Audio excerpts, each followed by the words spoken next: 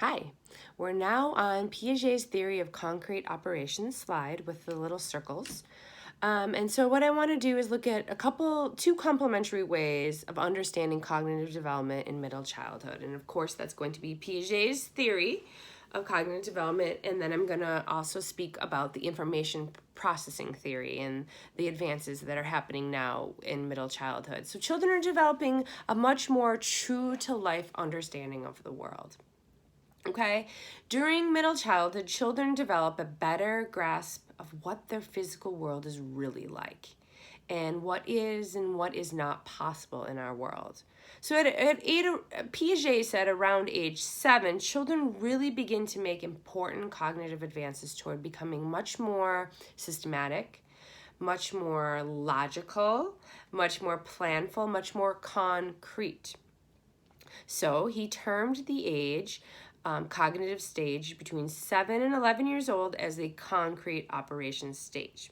So Piaget thought that children become much more capable of using those mental operations to help them organize their world, manipulate information mentally, and instead of relying on sort of the physical world, the sensorial associations that we did when we were younger. So we see lots of advances that are evident in the ability to perform these new tasks that show us, okay, they're planful, they're logical. So remember when we talked about classification and conservation and reversibility or lack thereof, and some of these other concepts that we focused a lot on in early childhood a couple weeks ago. These advances now in these areas that we were making all those mistakes on in early childhood, now we're able to master these things like conservation. Remember, conservation was the pouring the water into the different, the same 6 ounces into 2 different tubes, or which line is longer, or how many graham crackers. Remember, we talked about that. They met this milestone.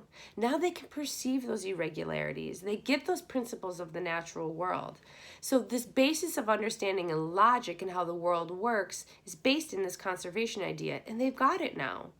They can classify better. Remember we were talking about dog, cat in the very beginning and how we were classifying? Now our classification systems are becoming much more deep and detailed.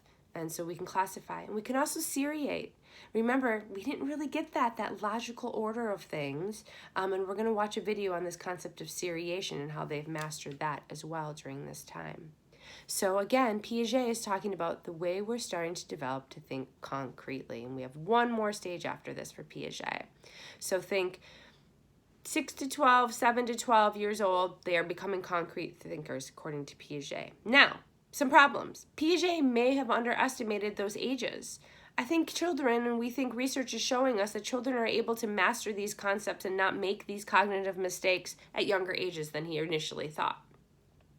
He also focused on this thing of mastering something, not just having the ability to do it. Like having the ability to seriate or classify or reverse a thought, right?